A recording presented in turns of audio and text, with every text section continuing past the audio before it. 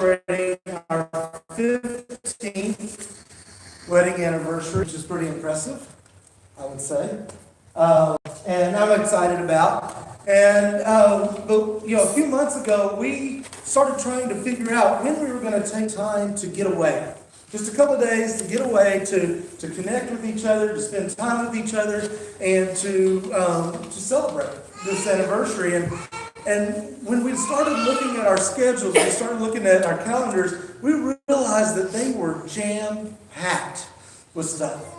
Like so much stuff. And between general conference and dance competitions and production schedules and the start of Lent and spring break and the retreat that's coming, all of the other things that are happening in our lives, it was almost impossible for us to just find 48 hours to go away and to disconnect. Meanwhile, I was looking at my house, or at our house at the parsonage, and looking around and all the projects that are piling up and the dust that's collecting on my motorcycle and my camping gear and thinking, I don't even have time for the things that I need to do, much less the things that I want to do. How did my life get so busy? Anybody ever feel like that? Yeah. We finally did get a couple of days away to Tulsa this past weekend. And even on our way out of town, I had to let Megan drive so that I could sit in the passenger seat with the laptop and using my phone as a hotspot and answer emails and respond to calls and work on my sermon as we're driving to Tulsa. And I, that's not me having a pity party or complaining that y'all work me too hard or anything like that. It was, because Megan, when she got there, when we got to where we were going, she started having to answer texts from her work when she was supposed to be clocked out for the weekend. And we realized that that is the world that we live in, that we all face this problem. That we live in this world that seems to be stuck in fast forward. And there are so many demands on our time and our energy that it seems impossible for us to slow down. It seems impossible for us to rest. We think that if we do, we're going to let somebody down. So we keep going, even though it feels like we are trying to sprint our way through a marathon. We keep going, even though we feel like we are at our absolute end, at our breaking point, because we don't want to let anyone down. This frantic pace that we try to live our lives at is just not sustainable. And so we get out of sync and we lose all sense of rhythm. And the burdens build up and these heavy loads that seem impossible, they turn into these heavy loads that seem impossible to carry. And we get more stressed and less focused and less engaged as we go. And what suffers most are our souls and our relationships. Jesus says, "Come to me, you who are weary and carrying heavy loads, and I will give you rest, for my yoke is easy and my burden is light." And now Jesus uses this illustration of a yoke, which is which at the time was like this wooden structure that would go over the shoulders and the head of an oxen or some other animal that helped tether them to a wagon and allow them to carry a heavy load. And at his time and in his day, that same word, yoke, was also used to refer to a teaching or a practice that people would take on and live by. Different rabbis would have their yoke, their teachings, and their practices that their disciples would take on and live by. And so Jesus is talking to this crowd, and he's saying, take on my yoke. Let go of the other yokes that you have. Take on my yoke, because my yoke is easy and my burden is light. And he was talking to this group of people who had demands that were being put on them by everybody around them. They were under the rule of Rome, and they had the demands of the laws and the taxes and everything that Rome had to hand them. They had their bosses and their masters that had demands for them to do more and to be more and to produce more. They had their families and their friends who were always expecting them or wanting them to be available and to meet their needs. They had their church leaders who were always expecting them to follow certain rules and live up to certain expectations to keep God happy. And they were at their breaking point. It was too much. Kind of like we feel today sometimes. And Jesus talks to this crowd and says, take my yoke on. Take my practice, my teaching on, because it's easy and the burden is light. And we see when Jesus says, my yoke is easy and my burden is light, it seems to me to be too good to be true. It seems to me that it can't possibly be that easy. I mean, can coming to Jesus and taking on his yoke really give us a life of rest and leisure, as the statement seems to imply? I mean, what is easy about following Jesus, really? And we've talked before about how Jesus demands that we give him all of who we are and all that we have. That's not easy. The disciples who took on his yoke faced homelessness, they faced hardship, and they even faced death for taking on Jesus' yoke. It was anything but easy in our understanding of the word, right? And so what did Jesus mean by this? And how does that apply to our busy lives? Well, see, when we read the word, when we read Jesus saying that his yoke is easy, it's actually a somewhat of a mistranslation. A better translation of the word there that is used for easy would be well-fitting. That it's a well-fitting yoke. That Jesus was saying that my yoke fits well and the burden is light. Jesus is responding to all of these people and the demands that they have and the yokes that they carry, and says, my practice, the practice of following me, will fit well. And it'll feel like your load is lighter. Now, I don't know a whole lot. I don't know who here knows about yokes and oxen. I don't know a whole lot about yokes and oxen, but what I do know a little bit about is carrying heavy loads for long distances. Because when I was about Jocelyn's age, I got into Boy Scouts. And in Boy Scouts, I got into backpacking. And it's something that I've kept up and that I continue to do. And in backpacking, you were basically taking everything that you need for however many days you're going to be out in the middle of the woods all by yourself. Everything that you need to live comfortably, to have plenty to eat, and to weather all of the storms that come on your back. And you're carrying them with you over 10s or 20, 30, 40 miles, depending on how far you're going. And one of the most important things about backpacking is making sure you have the right fit. You have to make sure that your pack is loaded just right. If it's too top-heavy, it'll pull you backwards. If the backpack's not right for the length of your torso, then it's going to feel weird and it's not going to fit. If you don't have your straps adjusted just right, then you're carrying all the weight on your shoulders or you're carrying all the weight on your hips. But if you get the fit and all the adjustment just right, then you can carry that load all day long if you need to. Because it's distributed throughout your whole body. And if you don't, you're going to be hating life after like 5 minutes. And it'll be a really long, miserable day. And so when Jesus talks about his yoke fitting well, he's talking about this yoke of grace, this yoke of grace that gives us permission.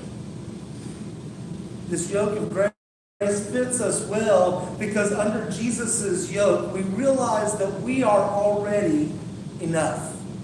That we don't have to do something or be something in order to be worthy, in order to be valued, in order to be enough for God. That we're already enough. That we are set free under Jesus' yoke. We're set free from the burden of living up to everyone else's expectations to be worthy or loved.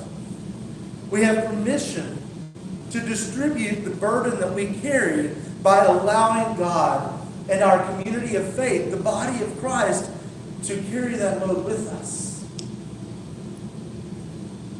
But how do we get from where we are now to this place where our burden is well fitting?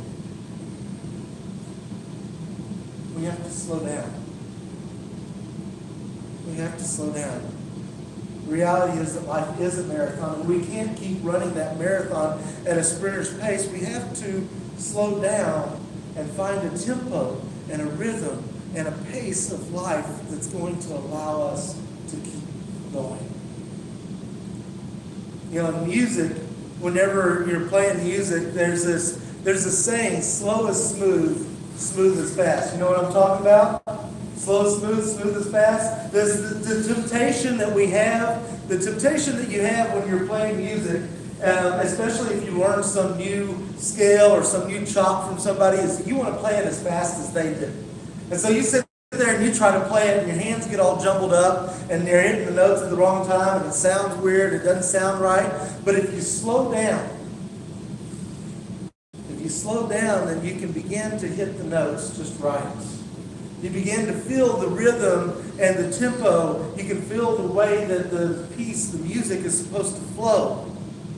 And then as you slow down and you begin to feel that flow, then you actually end up playing faster than you would have if you were just trying to play fast right off the bat. We have to slow down and find the right rhythm and the right tempo that allows us to get that flow in our lives, that connection, which means that we have to breathe more slowly at times, especially right in the heat of the moment, to take a moment and take a deep breath, or to find ourselves, if we're having to drive to town for work, or driving off to wherever we're going to work, maybe taking that time to breathe deeply and to focus on our breathing and connect with God. We have to take time to eat more slowly. I have this bad habit of wanting to just rush right through a meal. But you know, the average American family only spends 10 minutes a day breaking bread together. 10 minutes. That's not nearly enough time for us to reconnect and to hear about each other's days and to learn what's going on. We have to slow down and take a moment to connect with God, to pray. When we're breathing deeply, that's an opportunity for us to pray. We can even say a breath prayer as we're doing it, as we're focusing on our breathing, and say, God, I'm here. Show me what to do. Show me what you have in store for my day. And just say that prayer as we breathe. We have to take time to turn our electronics off just a little bit each day so that we can be present in that moment with the people that are right in front of us and not be tempted to respond to the texts and the emails and the instant messaging that comes from other people. And a lot of times for very good reasons. When we practice slowing down, when we take Jesus' yoke of grace upon us, this practice and this connection with Jesus' yoke of grace, we have permission to slow down. We have permission to let go.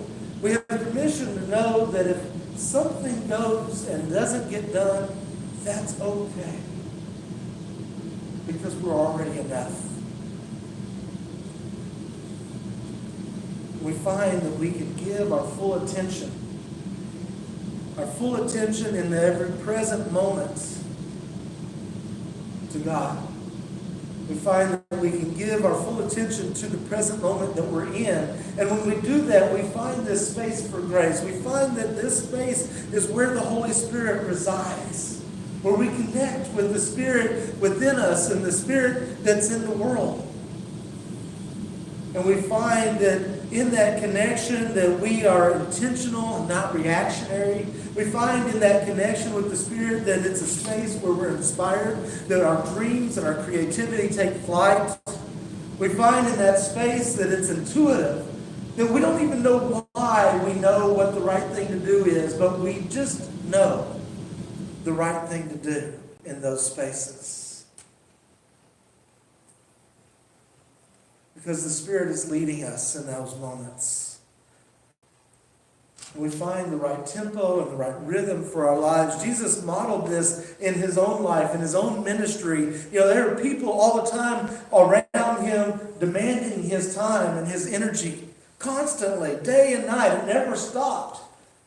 There were even times when he was trying to get from one place to the other, and they would just reach out and touch the hem of his clothes so that they could get just a little bit of connection with him. And so Jesus knew that if he was going to make it, if he was going to continue to sustain his ministry and keep it up, that he was going to have to find time to get away. And so all throughout all the Gospels, we see Jesus constantly going away, constantly finding ways to get away from the crowd. Sometimes he'd push off the shore and in a boat, and he'd get over to the other shore, and the crowd had already made it around the lake by the time he'd gotten there. It was kind of crazy. But he found time, and he was intentional about finding time to get away. He put things into perspective. He knew that the poor would always be there. The people in need would always be there. And it didn't give him permission not to meet those needs, but it did allow him to know that he could take a break from that for just a moment to connect with God, who gave him life and gave him energy.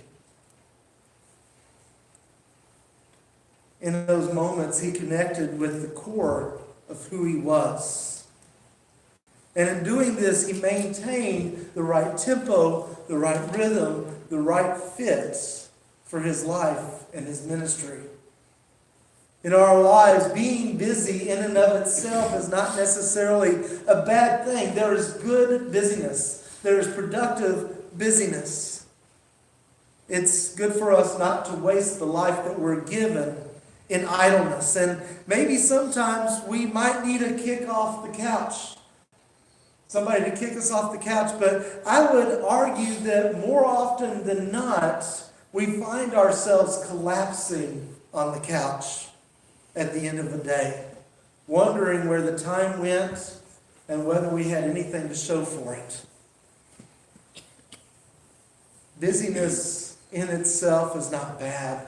Busyness can be good and productive, but our busyness becomes sinful when we allow it to rob us of the ability to care for ourselves, to be present with those we love, and to be still in the presence of God. But when we take on Jesus' yoke of grace, we find that in that we are already enough, that we don't have to live up to anybody else's standards. And we find in that we have permission to slow down, to find the rhythm that God has given us in that space where the Spirit dwells.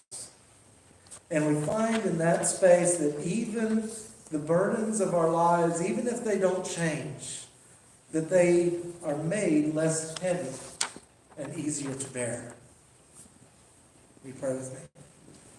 God, we give thanks for your invitation for us to take your yoke, for us to rest in you and allow you to bear our burdens. We pray, God, that you will help us to do that. Amen.